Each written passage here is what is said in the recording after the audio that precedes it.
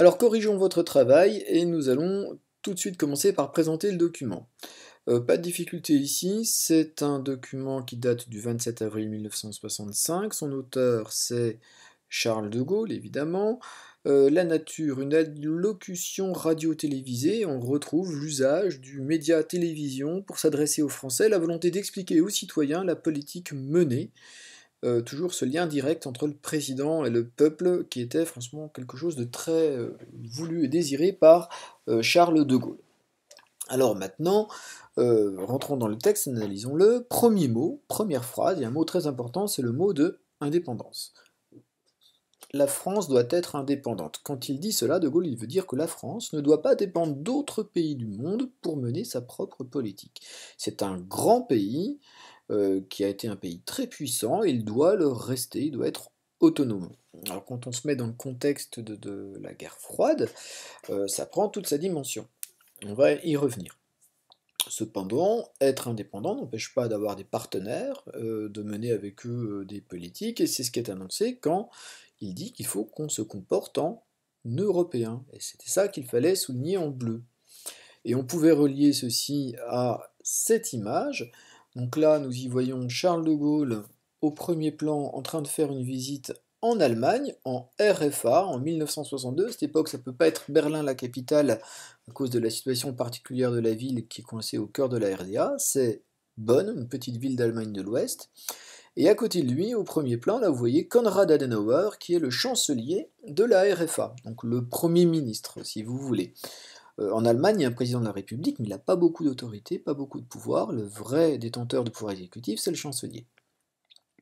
Ce qui est intéressant, c'est la foule, les visages souriants qui sont derrière eux. On est dans une France et une Allemagne qui s'entendent bien, avec des panneaux, vive l'Europe unie, mais on distingue même un vive de Gaulle qui est noté derrière. Il y a la volonté pour de Gaulle de poursuivre l'aventure de la construction européenne qui a été lancée en 1957 avec le traité de Rome, la CEE. On est sur cette lancée-là, les Européens doivent prendre en main leur destin, et il y a deux pays qui peuvent donner la direction, c'est la France et l'Allemagne. On retrouve ici l'idée d'un moteur franco-allemand qui va mener la construction européenne. Alors, voilà un premier point. Deuxième point, plus spécifique à la France et à l'Allemagne, l'année suivante, en 1963, la France et l'Allemagne vont signer un traité qui s'appelle le traité de l'Élysée, et qui va être une sorte de réconciliation définitive assurée entre les deux pays, une déclaration d'amitié. On est quand même peu de temps après la Deuxième Guerre mondiale, et on part sur de nouvelles bases. Ce traité de l'Élysée, il faut savoir qu'il engage aussi l'avenir, puisque c'est un traité déjà, c'est pas simplement une déclaration, ça oblige un traité, et notamment les futurs dirigeants de la France et de l'Allemagne devront se réunir, se rencontrer régulièrement, 2 fois par an, pour parler ensemble de politique, des mesures à prendre au niveau européen. Je passe là-dessus. Deuxième passage, c'était celui qui concernait la guerre froide, et là il y avait plusieurs éléments à souligner. Alors, déjà, une réprobation devant la guerre qui s'étend en Asie. Ça veut dire que on désapprouve, on est en désaccord, on critique, on condamne même une guerre qui est en train de devenir de plus en plus importante. Et je vous l'avais indiqué en note, c'est la guerre que les États-Unis mènent au Vietnam. Alors c'est une guerre très brutale, très violente, dans laquelle les États-Unis défendent leurs alliés du Sud-Vietnam contre une guérilla communiste au nord. On est bien dans une guerre de la guerre froide, mais leur intervention longue, difficile, violente est critiquée, et vous voyez que De Gaulle critique son allié. Et même il va plus loin, il parle dans la suite du texte des rapports que la France noue avec la Chine. La Chine, depuis 1949, c'est devenu la République populaire de Chine dirigée par Mao. C'est un pays qui compte, un pays communiste, et bien la France est le premier pays du bloc de l'Ouest à le reconnaître, à la reconnaître officiellement. Phrase suivante, et elle revient avec cette idée d'indépendance. Il y a maintenant une politique de la France, et elle se fait à Paris. Elle se fait à Paris. Ça semble une évidence, mais ça veut dire elle ne se fait pas à Washington. On a des alliés, certes, mais la France mène sa propre politique. On continue d'ailleurs.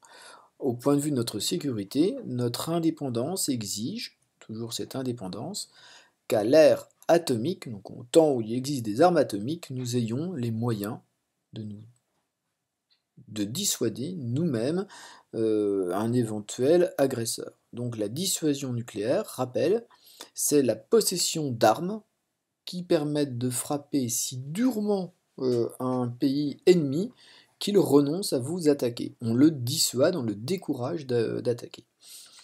Donc ici, vous voyez De Gaulle, en 1967, donc dans le nord-ouest de la France, au port de Cherbourg, il vient inaugurer un sous-marin, et c'est un SNLE, sous-marin nucléaire lanceur d'engins.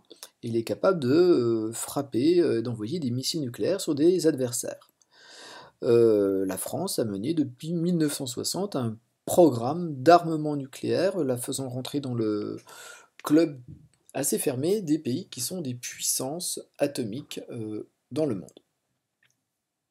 Dernier point, il parle d'économie, mais là il fallait utiliser la dernière couleur que je vous indiquais, la couleur violette, et je vais vraiment aller au résumé essentiel. On va s'orienter vers les secteurs de pointe. Donc une des idées de De Gaulle, un des projets qu'il va soutenir, c'est un projet en coopération avec le Royaume-Uni, du développement d'un avion transporteur de passagers qui serait supersonique, donc qui va plus vite que le son, ça veut dire ça.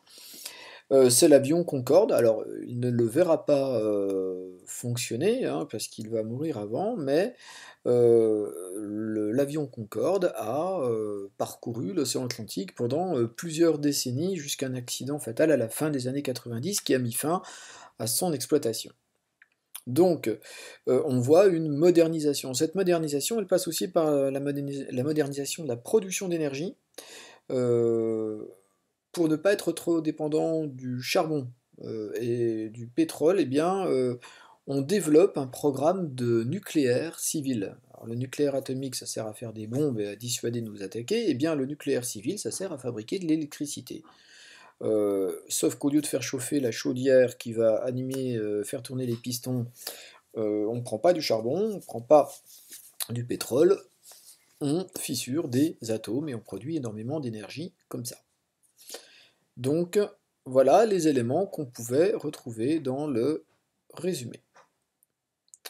Alors les mots à utiliser dans ce résumé, eh bien vous les aviez éventuellement à votre disposition. Donc, il fallait commencer par l'indépendance accordée à l'Algérie, la volonté de De Gaulle de maintenir le rang international du pays en menant une politique d'indépendance, mais ceci dans un contexte qui n'y est pas favorable, qui est celui d'un contexte de guerre froide.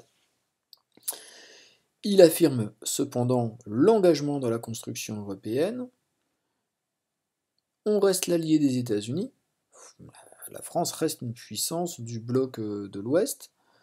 Par contre, on va maintenir des relations propres avec les pays du bloc de l'Est, du bloc communiste. Fait très important, De Gaulle, en 1966, va vouloir sortir de l'OTAN. Ça, il faut le noter, ça c'est une vraie marque d'indépendance. Cette alliance défensive, la France en reste membre, mais sans avoir de force militaire intégrée à l'intérieur. D'ailleurs, ça va entraîner le départ des militaires américains qui étaient encore présents sur le sol français à ce moment-là. Enfin, l'arme atomique donne les moyens d'assurer la dissuasion nucléaire. Dernier point sur cette politique de grandeur, politique de modernisation qui passe par les centrales nucléaires, donc productrices d'électricité, c'est le programme nucléaire civil, et puis enfin le projet d'avion Concorde. Eh bien voilà, en quelques mots, les grandes directions d'une politique internationale qui a donné encore une grande visibilité à la France durant les années 60 sous la présidence de De Gaulle.